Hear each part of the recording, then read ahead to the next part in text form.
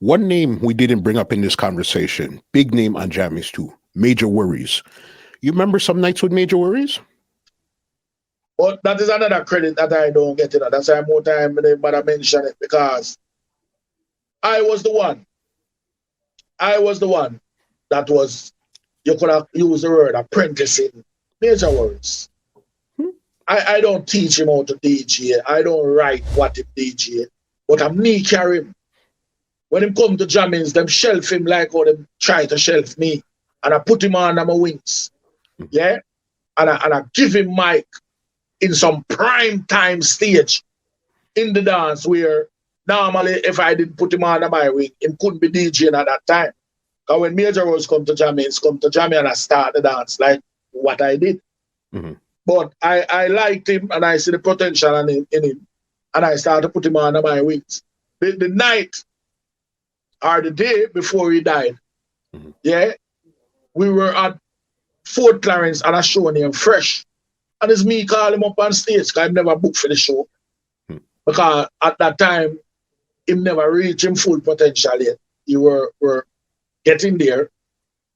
So when you talk about tutoring, just like what Particular do or did for so many artists, I did that also for Major Worries.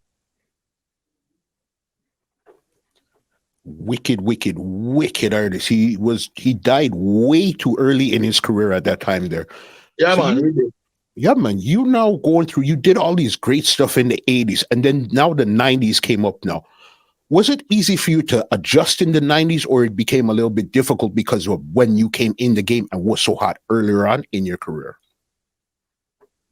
Well, no, in the 90s, we still work, we maybe never that dominant like how we used to be in the 80s.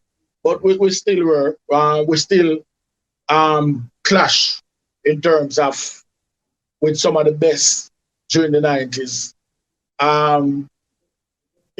We still do a thing. But I think what happened with me, I have never left the game. But I find time to do other things. Like I get interested back in coaching soccer, in which I did. Yeah.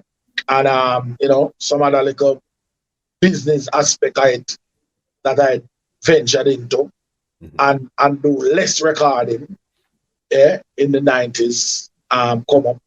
So that is why I think, I wasn't that dominant in the 90s and the 2000s, in which I had capable of doing. This podcast is brought to you by www.twolinedmusichut.com.